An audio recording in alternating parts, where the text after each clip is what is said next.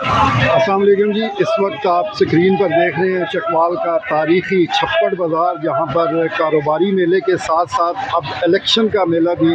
سجا ہوا ہے۔ جیسے کہ آپ کو نظر آ رہا ہے کہ مختلف سیاسی جماعتوں کے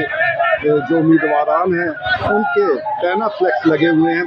الیکشن آفس پاکستان مسلم لیگ نون کے امیدواروں کا یہاں موجود ہے اور بڑی تعداد میں شیر کے جھنڈے یہاں ہمیں نظر آ رہے ہیں، لیکن دیگر جو سیاسی جماعتیں ہیں، پاکستان تحریک انصاف کے حمایت یافتہ امیدوار ہو گئے، پاکستان پیپلز پارٹی کے امیدوار اور اسی طرح جمعیت علماء اسلام کے امیدوار جو ہے ان کے بھی یہاں بینر عریضہ کیے گئے ہیں۔ بازار میں لوگ روزانہ ہزاروں کی تعداد میں آتے ہیں، تو سیاسی جماعتوں کو اپنی جو موومنٹ ہے، اپنا جو پیغام ہے اور اپنی جو انتخابی حکمت عملی ہے وہ ان بینرز کے ذریعے وہ آگے پہنچانے میں مدد ملتی ہے۔ چھپڑ بازار میں ہمیشہ یہ رونقیں لگی رہتی ہے، لیکن اس بار جو ایک چیز دیکھی گئی ہے کہ انفرادی طور پر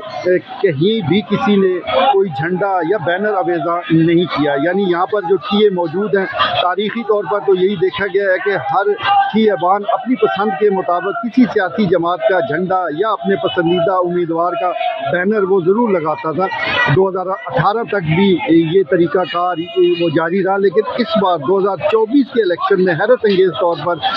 یہ دیکھا جا رہا ہے کہ نہ کسی دکان پر نہ کسی ٹھیے پر کوئی جھنڈا کسی سیاسی جماعت کا نظر نہیں آ رہا۔ اب اس کو